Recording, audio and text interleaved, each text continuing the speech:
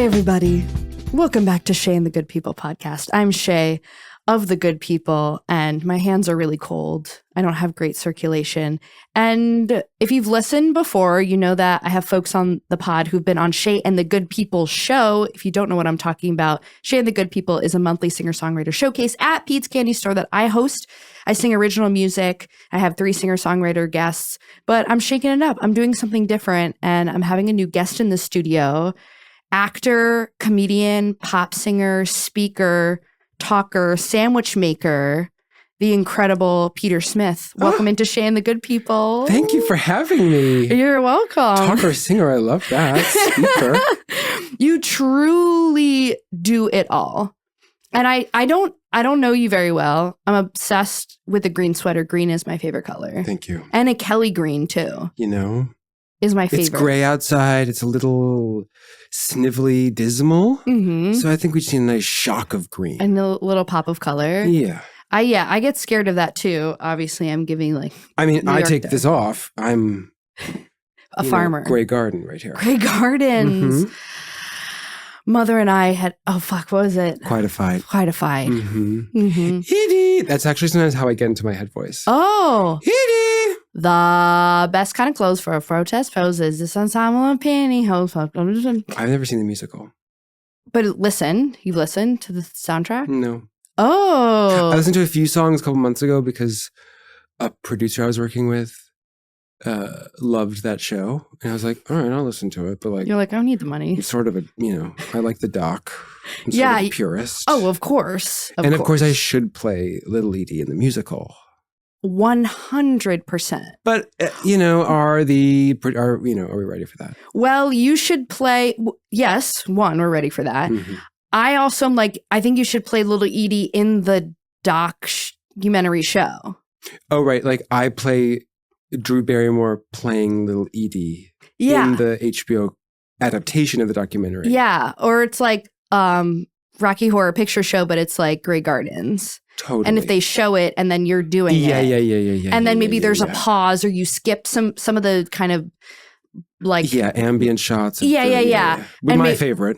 Yeah. The slow zoom-ins on the house. Yes. Yeah. The like cold winter ocean outside. Heaven for me. Yes. And in that moment, maybe the movie sound goes off and then you're doing another monologue or a song or a bit or another character that we don't see in the doc.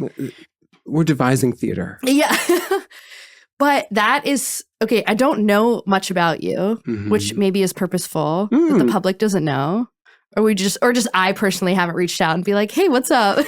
Hey, tell me about yourself. Hey, what's going on? But I have been watching you on stage for a year. I moved to New York in 2017. And you were like in the comedy scene, but also performance art scene. And we were on a show together. We're really good friends with Larry Owens. And I remember when I saw you at Joe's Pub entering from the house to the stage with a huge candelabra.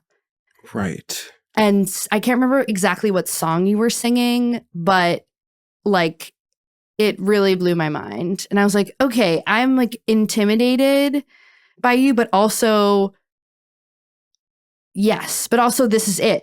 I should be like, we need more artists in New York. This is why we come to New York, to see people who's like, oh, here's a human being that's doing like incredible, weird, but relatable, funny, sexy, horny. Like, so nice to me, but it's true. It's very true. And maybe that was like, I want mystery. I don't want to know how the sausage is made. But today I want to know. I'm an open book. Okay. People just don't ask, I think. Or they don't want to know. They like not knowing. I don't know. I think that's like even me being insecure and saying like, I love with the internet. I love that I can know someone and not know them and not know everything about them. You know, I also have a Scorpio moon, so mystery like turns me on. What are the big 3 for you? Oh, let's open it up. The listeners know. I'm asking the questions now. The tables have turned. Aries sun. Okay. Libra rising. Scorpio moon. Amazing. Yeah. So my sun and rising are complete opposite each other, Mhm. which is incredible. Mhm. For me, decision making Yeah. is sharp, but then I doubt it. Yeah. Pisces Venus. Okay. Tragic. Romeo and Juliet love for me. Mm. Can never be grounded. You know, we love Shakespeare in this house. We do. Mhm. You're Virgo? Virgo Sun? sun, Sagittarius moon, Sagittarius rising. Wow. Yeah. So like, why aren't you traveling all the time? I am in my mind. Yeah. If I could afford it, I would be traveling all the time. Yeah.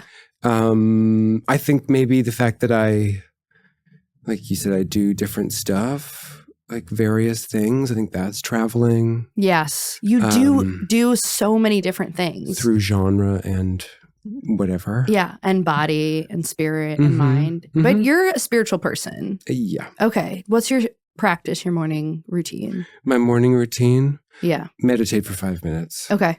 Because you have to be at work at 6. Yeah. For now. Are you, for now, are you on 2 trains? 1 train first thing in the morning? I'm on 2 trains first thing in the morning. Fuck. But I think it's important to bear witness to the New York City at 5:30 in the morning. That's true. Yeah. And honestly, I have to be, I teach music for Hebrew preschools. So I have to be there at 9, which means I have to be on the platform waiting at 8 because I'm going to the Upper East Side.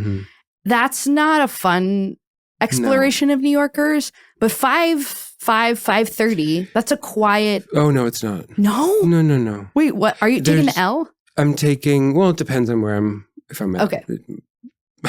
My lover's house, but I mean, at 5, before 6, it's packed. Really? Yeah, it's just people who have to be at the places where people are getting there at 8. They have to, whoever's on that train has to be there at 6 o'clock in the morning. Right. So it's all those people. Yeah. So the L is packed, Q is packed. God. It's all packed. Yeah. It's just like different kinds of people. Yeah. It's definitely, 8 is packed too. But I would hope sometimes, and I sometimes have to work on like, Saturday, Sunday morning if I'm working a brunch shift or something, or catering, like 6, 7 a.m. on a weekend is nice, is quiet. Oh, yeah. Nobody talks to you. Everyone's still kind of waking up. Yeah. But the L is scary. Yeah. Except the Renaissance themed L train, which I haven't seen yet, but apparently there's a Renaissance L train. Yeah. That sounds like it's still going. And there's some rainbow flag L trains that are still, if you catch them. Look out. New York City. MTA, refill your card. Use your phone. Boop, boop, tap. You had something this morning. Oh, every day something. But today was really, I mean, I think the MTA is, New Yorkers, it's a scam, right? We know we're being scammed. The entire interior of the subway car is filled with advertisements, but there's no information about where you're going or how to get where you're going. Like there's no utility or function to any of it, but like you can buy like a hair removal cream and there's the QR code. It's horrible. Tushy, all of it. So like it's a dysfunctional system. And today, my subway, one of the little, there's like the screens that say this is blank and like headed toward whatever. One of them said headed toward 8th Avenue, 14th Street. This is 6th Avenue. Then I go to the little dots that say like sometimes there's a map on the upper, which like you have a dot that's blinking that says where you are. That said Montrose Avenue, which topical. Then the other little glowing red sign said this is 3rd Avenue. And then I was at Lorimer Street.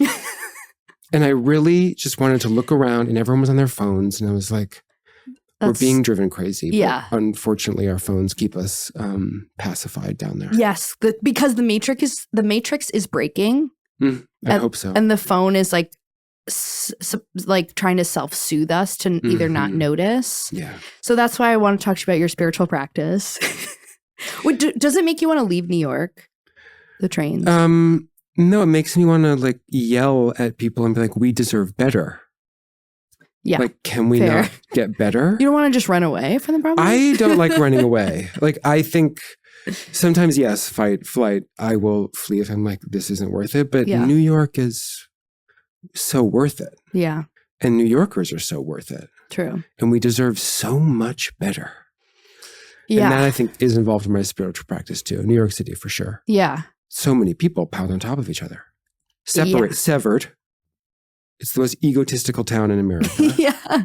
It's so ego driven. So classist. And yet there's this like ground level honesty that you Mhm. have on the street, Yeah. which I think is so pure. Yeah. You know? And we're constantly on the edge of comfort Mhm. and having to completely let go of control, especially us as artists. Mhm. Like that's even more. If you have a consistent job, if you're working at Bank of America, Oh, sure that you could still be angry at the subway, but there's less muck, I feel like, in the city that I don't know yeah. people's lives like one-on-one, but just if you have financial stability in the city and you have consistency and you know what you're doing and maybe you have like you're making pottery on the side or something, no shame. God willing. Right. I hope someone has a creative practice outside of working for like a weapons manufacturer or True. like some investment bank, you know? They're like, I do watercolors. Yeah. It's like, thank God. Yeah. Hopefully. But we are confronted more with the edge of our comfortability, Mhm. which is necessary for spiritual practice. I think an artist anywhere in the world and anyone whose eyes are kind of opening to the world, I think you have to have a spiritual base. Mhm. Like, can't just believe in nothing. No. That makes no sense. And New York makes that easy. I think it presents you with New York Yeah. makes it easy to believe in people, but it also kind of wants you to not believe in people and just believe in yourself and like zone everything out. Yeah. Yes. Tunnel vision. Totally. But I find more people outside of the city. I lived up in Kingston for a year and people outside the city are it's like so fun for them to be like, New Yorkers are so fucking mean and like New York sucks and the traffic and this. And it's like, you just say you can't handle it. It's fine. Just say you don't have the guts for it. And that's okay. You could admit that. Totally. And like, I would love to be staring at a mountain all day. Like, ideally, yes. But for some, who knows reason, I love it here. I mean, it's Kingston, little mountain towns. It's not, for me, I don't know if you would relate, but it's not a place where like a young woman with energy can live. 100%. Like, it's just, it wouldn't suit you. Myself included. Exactly. Like unless I was toiling away at my little provision shop that I had to be at 6 o'clock in the morning, and I'm doing most of the work, you know, and then, I'm exhausted at the end of the day, but I'm meeting my community and giving them coffee and, little baked goods. And someone called out, so you have to kind of do dishwashing and all the, your lover comes in with like the bread and you're like, hey, sweetie. And 100%. You're like, how's it going? You're like, oh, I'm slammed. Can you jump on the cash register? Yeah, but she wants to buy the mustard we got, but it's not in the system. Can you? Like, that's truly a dream. Yes. Truly a dream. No, but that would be New York. That's New York City. Do you know, like that energy you need to make that function is what you need to make yourself function in this town. Yes. Right. It's just a different motor. We just have a different inner motor. Yeah. Okay, spiritual practice. So 5 minutes in the morning, but what's your... Recently it's been hard because my sleep has been so bad. What's your grounding practice? Is it based off of religion? Is it based off of... I was raised in a godless household. Okay. In Midwest? Midwest. Okay. Dad is like ex-Catholic choir boy. Oh, in like boy. the Chicago, like, you know, I'm like, trauma. Who knows whatever happened there. Yeah, truly like, terrifying. Radical forgiveness to whatever occurred, which then like leached onto me, whatever. And we didn't go to church, but I was surrounded by Italian and Irish Catholics. And then there were some like Episcopalian, it was like some Episcopalians and Jewish people. And so loud. So it must have been very loud where you grew up. It was loud. I mean, yeah, it was loud. Italians, Irish, and Jews. So. Yeah, you know, everyone was like, but there was like a shame. It was the shame on top of it. Totally. You know, it was like the Midwestern quiet shame. Yeah, I don't know that, but I have heard of it. It's real. And I was always like, get me out into nature. Like, let me look at the leaves and the wind and always into magic and like natural magic and like mud and mixing up stuff and calling it a potion. And all those things. Totally. But I really just have like the power of nature and just the ability of like, none of this is judging me. None of this is questioning me. None of this is like making me think of an aesthetic. I'm not looking at like a color. Like I'm a visual, extremely visual person. And so nature is just sort of this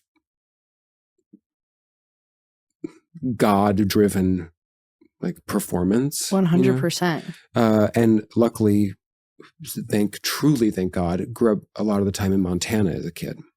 Oh, wow. Spent a lot of time just like in the woods alone with streams and the animals and like seeing owls in the trees and having a moment. And so I didn't really know what that was until I was older. It was just sort of this like extremely spiritual, no religion thing. But did it feel lonely? No, I think it was like a break from the loneliness.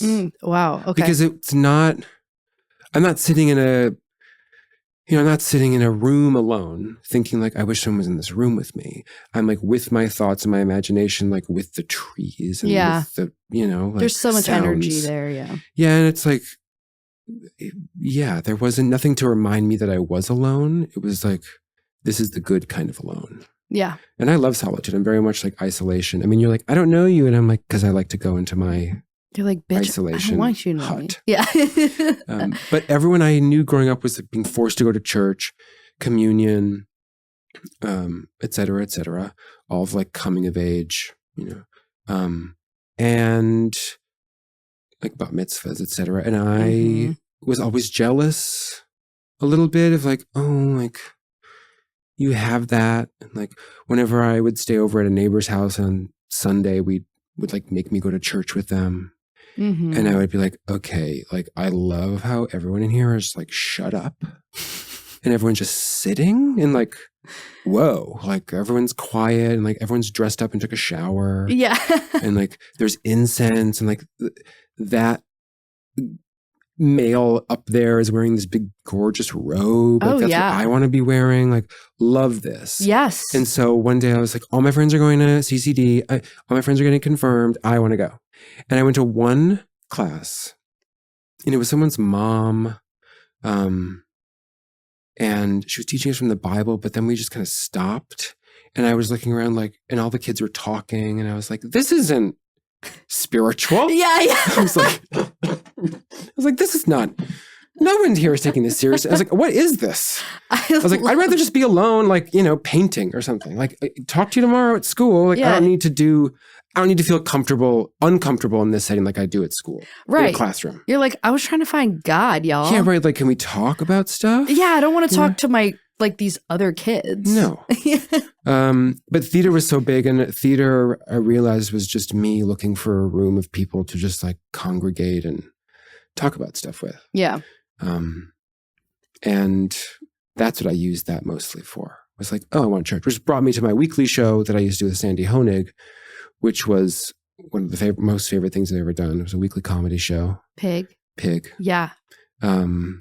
Which people were like, this feels like church. And I'm like, yes, just like weekly, come on in, bring what you got, share it, go off on a tangent, talk relatable things, whatever, and then go on our merry way. Give your sermon. Yeah.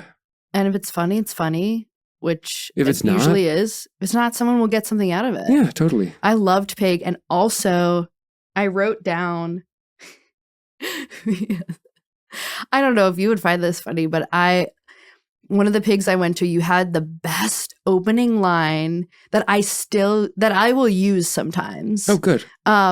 Not on What's stage. Mine is yours. I think. No, not on stage. Like after I have sex with someone, you get on stage and you're like, huge applause. It must have been one of the first shows, or people were just so fucking happy to be there because you got on stage. It was like huge, roarous applause.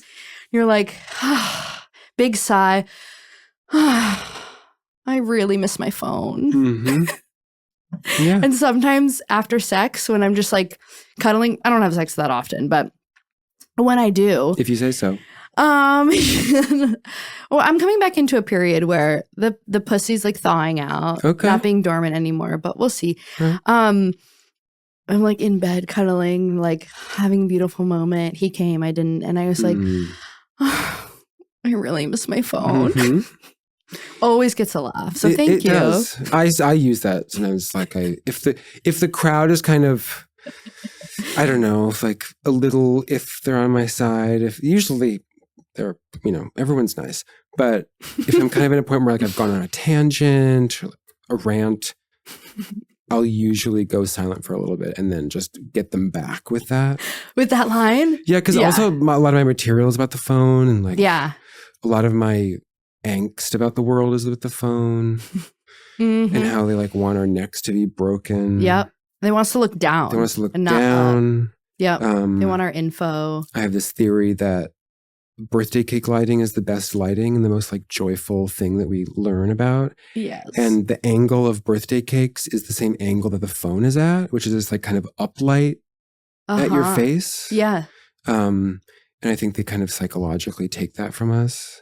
And also like the breaking of the neck is so sinister. Yeah. And also I think I have a dog now, and when you have a dog, you're also looking down a lot, but it's this like joyful, like your hand is clutching the leash. Yeah. In the way that the phone is like the leash. Okay. And you're being led? Does that mean anything? Like there's something there. Yeah. Ultimately, there's something there. I have no, firm, hard things about this, but I'm like, It all makes sense. Food for thought. Yeah. Literal birthday cake. Yes. Get it out.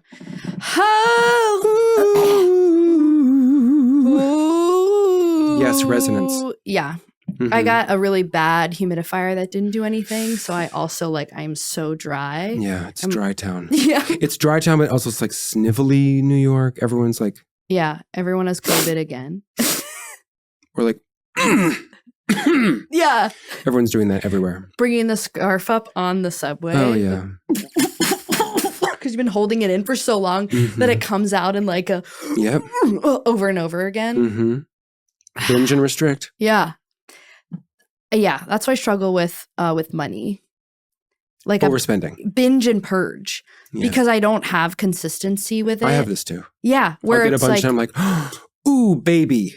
And I need this, and this. Now I have to, it's like my underwear doesn't fit anymore. I have holes in the bottom of my sneakers. They're from Everlane. They're expensive, but I really like them. And I need new jeans because I put them in the dryer for too long that when I went to sit down to play guitar for kids, it ripped on the knee because the jeans had been so like burned thin. Your work with children, I am obsessed with that. I love that. I didn't think it was going to be me because I'm not a person. I remember being 19 years old. I was doing Rent at a non-equity theater in DC. Hell yeah. And I was like, I don't fucking want kids. Like, whatever. Like, I have a lot. Like, I don't want a kid to grow up in a household like I grew up in. So I think I internalized that. Like, I don't want kids. Like, fuck that. And there was a woman in the cast who was probably my age now, like 33. And she was like, just wait till your 30s. Your body's going to make you want kids. I was like, what the fuck? No, I don't want that. Stupid witch. Old hag.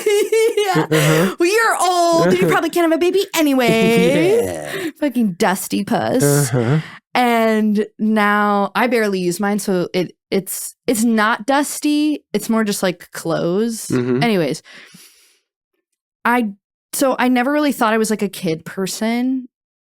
And I still don't really know if I want kids or not, but I'm surprised at how fun it is. Yeah. And they're preschool. So they're like mostly just stare.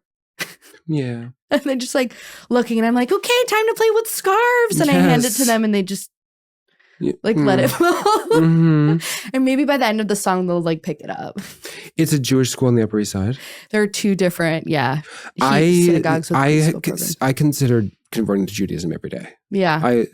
If I had that growing up, like that's all I want. I want like singing with family. Yeah. I want like rituals with like these symbols that have these unbelievably beautiful meanings that are like so nebulous and wild. You can just like interpret them. It's so nebulous. There's food driven. It is. History driven.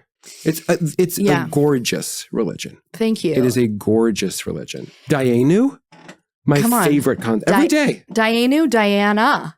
100%. That tracks. I appreciate that. 333 at the time. Love that. As you're like, so I think God's 3 main like, global religions. yeah. So Mhm. they're like, God's like, go for it. The God's universe is like, go for it. I mean, yeah, I do also think I want to, well, but I love Judaism. I like that reflection. Thank you. Because I grew up Jewish and Reform, but my mom was very spiritual, like very mystical. Mhm. She's got a lot of stuff going on, Mhm. but there was something about mysticism, the Mists of Avalon, the Red Tent book. Like there was just always like God was always present, Mhm. but and also sometimes it would be like if she told me to do something and I like didn't want to do it or I like stubbed my toe, she'd be like, see, that's God punishing you for not. And so it was sorry used about that. against me. Yeah. But I have my own relationship with God now. Yeah.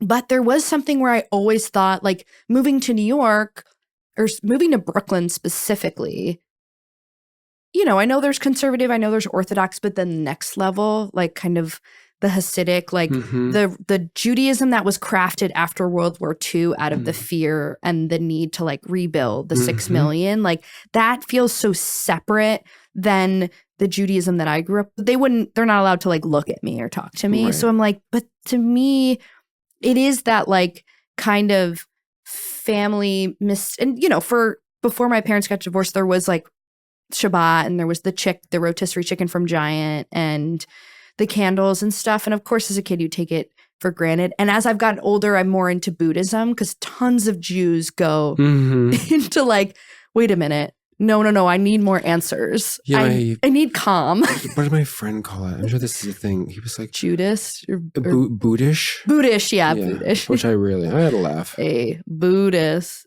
Yeah. Buddhist, yeah.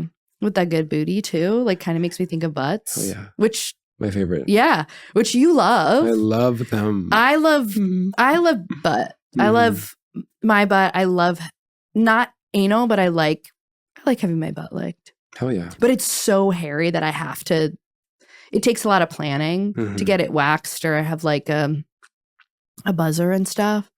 But I am enjoying it as I get older, as I'm enjoying spirituality and analingus. Yeah.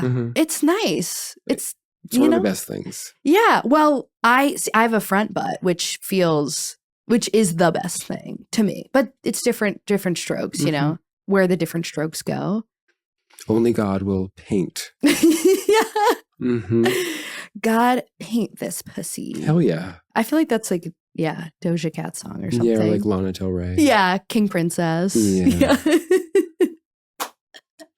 Send it. Brooklyn's Own. Brooklyn's Own, yeah. So, okay, back to, yes, in Judaism, I forget because I haven't been in the religion, and also I'm a high holy days Jew at this point, where it's like Christmas and Easter Christian. I'm kind of like a Yom Kippur Rosh Hashanah Jew. So I kind of forgot about how it can feel like that, like a Jewish Norman Rockwell painting kind of. I just think the holidays, they're so much more metaphysical. Yeah. Whereas the Christian holidays now are so like buy stuff confused, you know? Yeah. Like there's such like this American commercialization of it.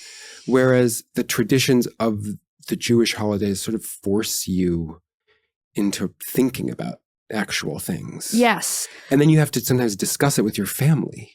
Yes. Which as no Christianity, unless there's like Bible study in your house, which like doesn't really happen, but there's this, it feels more, I don't know, widespread.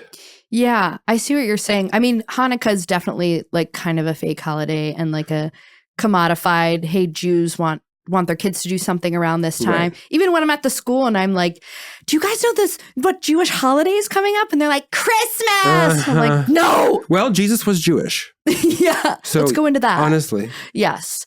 But also it's not like there's, 25% off coupon during Passover. No. Like that's pretty quiet still in the Judy. But have you done a Passover Seder before? I'm imagining. Unbelievable. I've done one. You've done one? Only one. We should do one this year. Would love it. I've been thinking about because I had an amazing Friendsgiving and I didn't go back to my family's home for Thanksgiving and it was amazing. Yeah, did you do Friendsgiving? I was with my partner and his sister. Okay. So it was a family. Yeah. And our dog. But the Passover, I knew I was going to love it. Like I knew I was like I'm going to love this. And then for years I lived with Sandy Honig. She's Jewish? Yes. Okay. I don't know her that well. Yes, definitely Jewish. Okay, fierce. And she would always go to her aunt's house out of town for Passover. And it's always like, bye, like I'll be here and like you'll have your spiritual moment with your family and I don't have that, have fun. And then I think it was last year she was in town for it and I went with her. And I knew that I wanted to go with her to my first one. Yes. Yeah, that's so sweet. Because I know her family. And so I was like, I can just sort of, I don't know, the like mental whatever. I can like induce myself in whatever. And a bunch of people I didn't know, obviously, their family and friends. Yeah. Her aunt teaches kids. Cute. Like pre-bat mitzvah. I don't know what that's called. Yeah. Like those classes. Yes. Yeah. I don't remember what they're called, but also that's like a niche, like type of like acting coach. Totally. Like you're pre-bar bat mitzvah, like you learn how to chant the Torah, but also like you have to learn how to talk about your Torah portion. And mine was about leprosy. Okay. So because depending on the time of year, what part of the Torah you read, that's like what you talk about, like the theme of your. So like there's seasonality to it. Yeah, totally. It's like, and everything is different. Like, I mean, Christmas I love, right? And I think Christmas, I talk about this in my show, Diana, like Christmas is ideally when we're like, oh, right, let's celebrate the birth of our most forgiving, loving self. Like the metaphysics of that. Yeah. Where it's like the baby Jesus, what is that? Your most loving, caring, your inner child, generous inner child, yeah, right? And like, let's celebrate the birth of that. And so like, let's all remember like rebirth that part of ourselves. Yeah. Whereas I think in Judaism, like that's more active.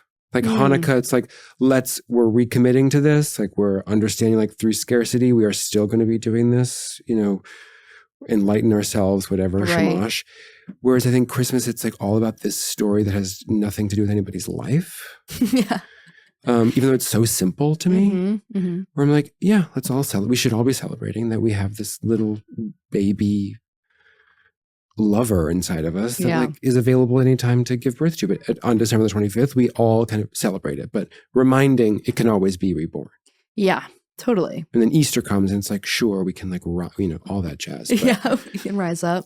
There's no true seasonality like you were talking about. Yeah. I also think that's an American thing because it used to be like all the kind of, I feel like pagan holidays are still celebrated in other kind of cultures and just like the European like May Day of like every 6 weeks there was a new holiday and now, at least in American culture, there's not seasonality because you need to be working all the time. All the time. And if we take seasons off, then we make less money. And there's summer, sure. But like then other places make money. Yeah. It's like the summer towns and stuff. So there's seasonality in that. I mean, I've worked catering in restaurants for years, so that's my seasonality. Honey, I get it. So yeah, I appreciate the reflection on Judaism because I think I took it for granted, or I also was just like, it's a religion, or it's so dark, or it's so restrictive. But also I am still holding on to resentments from like, I did have a lot of religious consistency, and it meant family, and it meant family getting together. And then when there was a schism in that, then it's like, okay, well, we don't really do that anymore. And now it's kind of like up to my sister and I to like hone in on the because everyone's kind of so spread out. It's like, all right, well, what do we want to do? And also friends, like chosen family, we can also create those, but we should do Passover this year. I want to like gather people. I think friends, anything. And also what you talked about is the questions. Oh yeah. They're questions in Passover, but also the Talmud is like, there's the Torah, and then the Talmud is like centuries and centuries of rabbis like taking little bits and be like, well, what does this mean for our time in this era now? It's like we're allowed to question. We should be talking. We should be sitting around, and it has been mostly men throughout history, even though the mother line is where you're Jewish from. Which again is gorgeous. Yes, which is mother. Judaism is mother. Okay, so God, the time's going so fast. But I really wanted to ask you about my own like selfish curiosity, because you have been in New York for a long time. 10 years now. 10 years. So you're a New Yorker. At this point, I'm a New Yorker. And you are a New Yorker. But it seems like you like also feel that so deeply. You didn't really need the 10 years. No, I think I knew like it's not true until 10 years. Okay. All right. And now my deep, like, we deserve better, all this stuff. Yeah.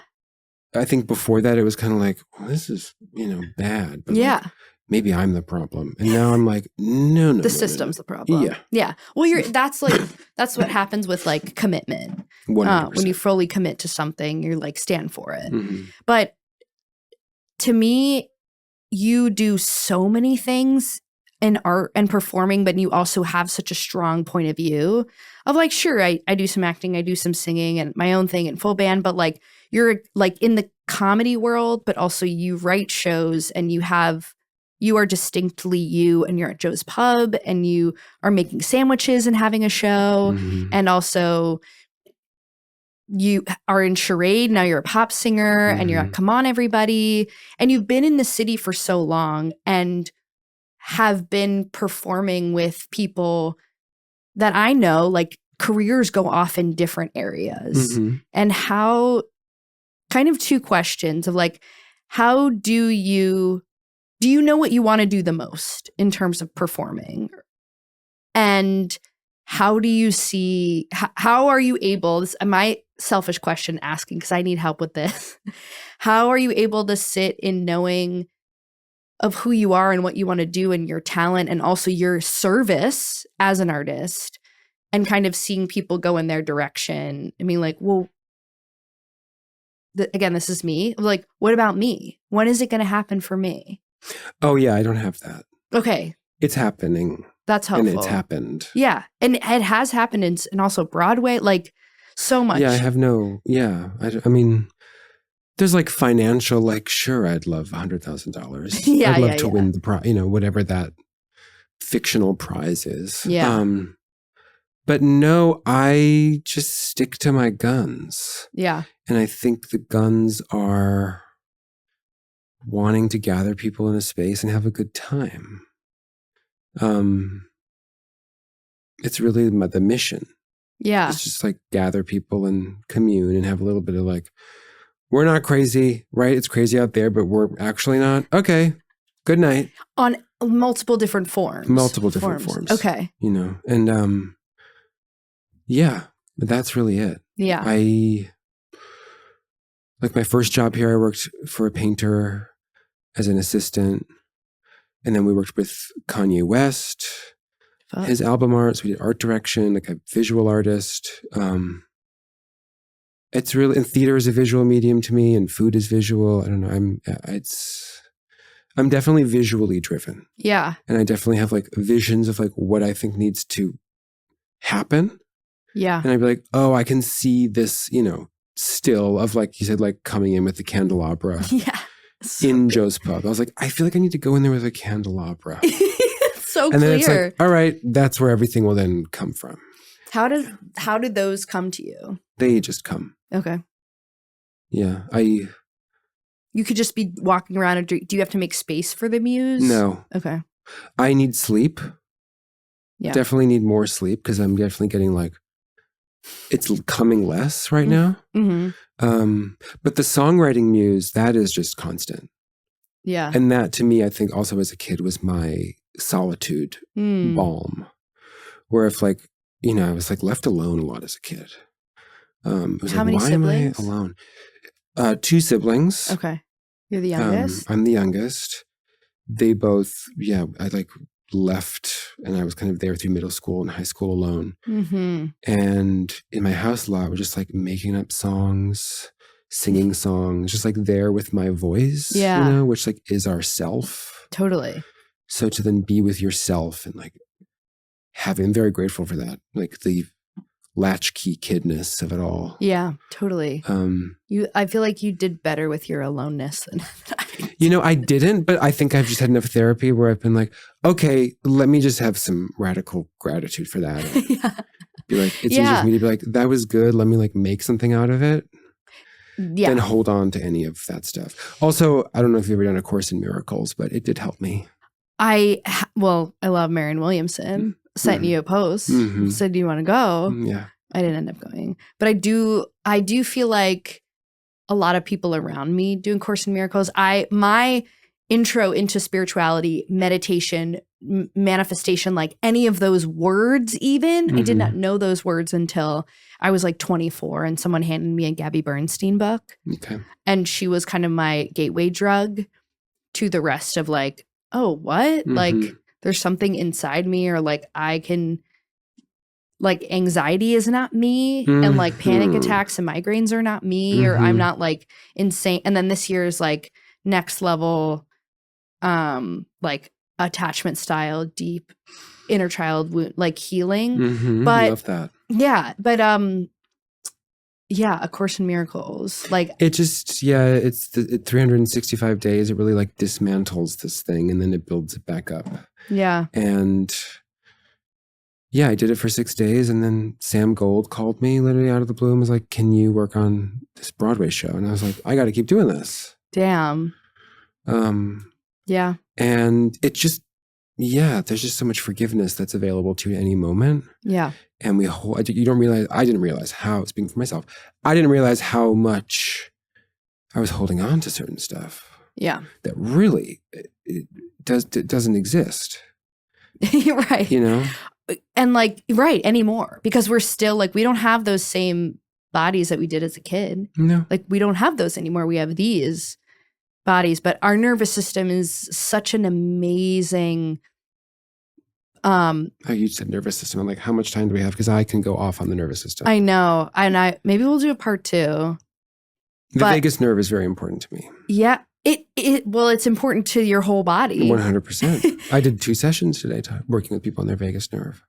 Oh, really? Yeah, I do like one-on-one sessions with people. So you do like somatic? Was that considered like somatic healing? Why am I like somatic healing? Your body's like, don't talk about it. We're comfortable being uncomfortable. No, I'm like, let's fucking go in. I love this shit. Yeah, I do like nervous system resets and kind of like guided hours with people. It's Cool. like 40 minutes. Is it like Reiki or more hands-on? No, it's like, there's breath work, there's visualizations, there's some massage stuff, self-massage. Cool. I'll do it with you for free. Yeah.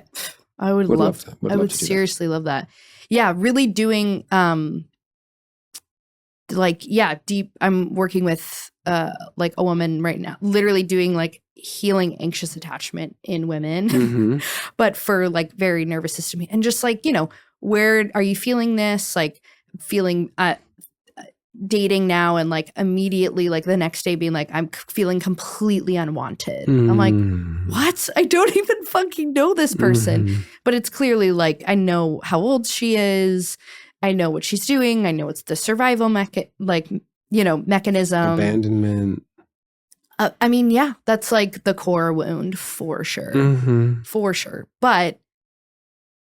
And I'm also in 12-step programs and like, yeah, I've done that. Yeah. And I hear people share all the time about like once they moved through their resentment on a specific person, one of their parents, like everything opened up for them in their life. Because there's so much more space. Yeah. But I know I'm still holding on to it, but I'm aware that there's like a box in the room that needs to be taken to the like recycling. Well, that's the first step. Yeah. I know it's there, but I asked those questions about like you and your performance, because like you do seem so grounded and in my mind, in a capitalistic way. Like, sure, money is the thing. I'd love to stop catering and I'd love to stop doing the non-artist jobs that I want to do, but I also don't want to just pick one. I have a hard time focusing on like just one thing or music or even like I'm obsessed with singing on comedy shows and like write to people all the time. Like, can I just come do 3 or a couple songs? And that's how I feel like I met you, because we used to have so much music and comedy together and in Brooklyn before the pandemic. And now it's slowly coming back. Yeah, I did a comedy show the other week. I was like, who are all these trans kids putting on a comedy show? Yeah. I was like, when I started, it was me and Patty Harrison. And now there's 500 of you. Everyone's there. I'm like, keep going. And were people like making music too? Making music. On the show? Yep. Okay, doing cool. the little ditties. Okay, cool. Like, keep going, keep going. Yeah. It's definitely shifting. And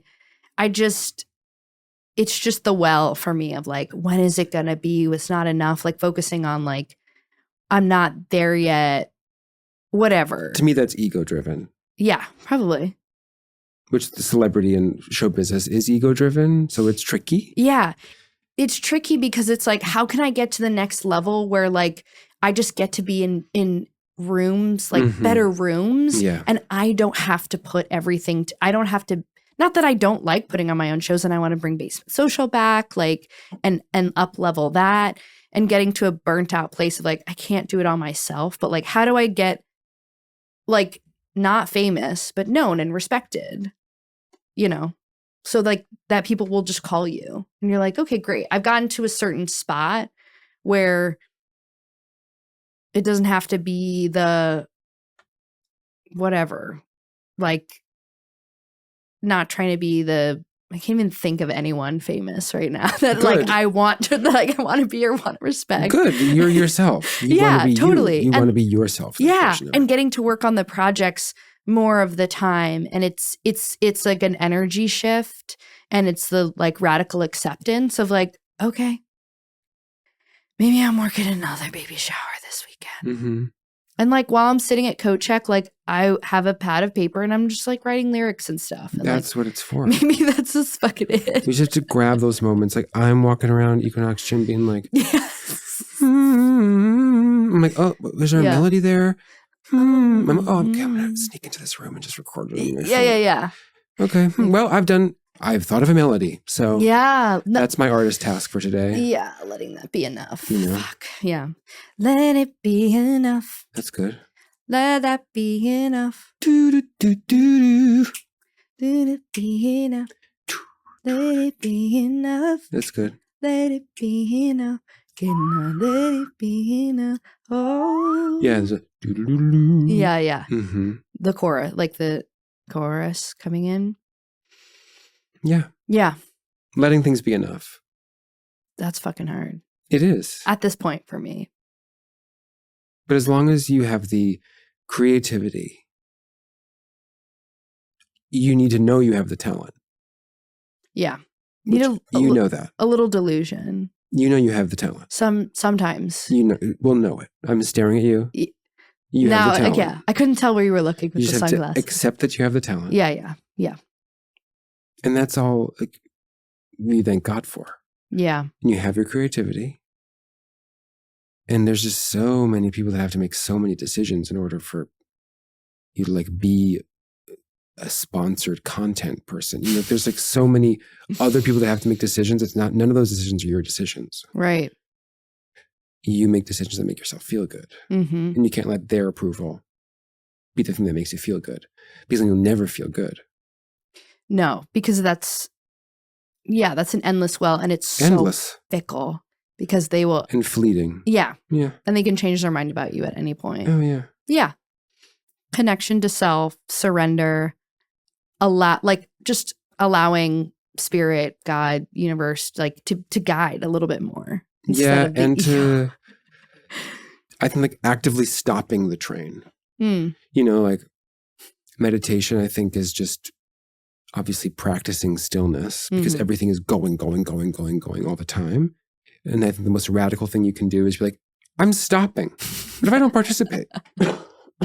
Like, what if I'm not chucking coal into this burning hell train, Totally. What if I'm actually just over here, like, chilling for a couple minutes? Yeah. And I see the disaster, like getting off the train, seeing stairs and be like, I'm going to fall and break my face. Like, okay. Good luck with that. Yeah. Like, okay, that's Thank your you. decision. And also like, what? It's just, the ego is just terrified of losing her job. Oh, yeah. And I'm like, baby, it's okay. You can still work here. Yeah. You'll just be like, we're just going to put you in the back of the building. Yeah. And like, you're just going to need to be like, ultimately you'll be in the back of the building. Yeah. You'll have your own entrance. So you can, in the parking lot, you can drive up, walk into the door. And the ego is fear. Yes. Always. Because it's like, there's division. The ego is the like barriers around yourself. Yes. That you built for yourself. Yes. And it doesn't, and so subconsciously sometimes, so I don't even know when I'm like, what's the difference between fear and just like problem solving, but also sometimes they're the same thing. And it doesn't want us to, it wants us to be, not to leave the cave. Mm-hmm. Like and it wants us to be confused. Yeah. And it wants us to be like, don't try things, don't go out there. There's a jaguar. Like our brain is not developed past, like as fast as the technology has. Oh, totally. So we're still like stuck in the cave. Yeah. And we're standing there holding war in our hands. And we're like, I'm at war in my living room. Yeah. Why do I feel cuckoo? Oh my God. And you know what I say to that? Let it be enough. Oh. Dry lip. Let it be enough. Or is the down, let it be enough for me? Or is it like, is it a riff or is it a word? Space, let it be enough. Space. Let it be enough. Dun, dun. That's also an option. Okay. Yeah. Not for me. I just think let it be enough. Dianu, when will it be enough? And that's it for today. Yeah. Thank you guys for tuning in. Thank you, Peter, for coming in. We need to do this again. We're right on the edge of time, on the cusp of time, even though time isn't real. But if people are listening in a time and space and reality, where can they find you? Instagram at Peter Smith, PTRSMTH. I'll be at Joe's Pub January 11th. I do a dinner party pop-up called Big Sandwich. You can find that on my Instagram. If you need nervous system work, you can DM me. I do hourly sessions.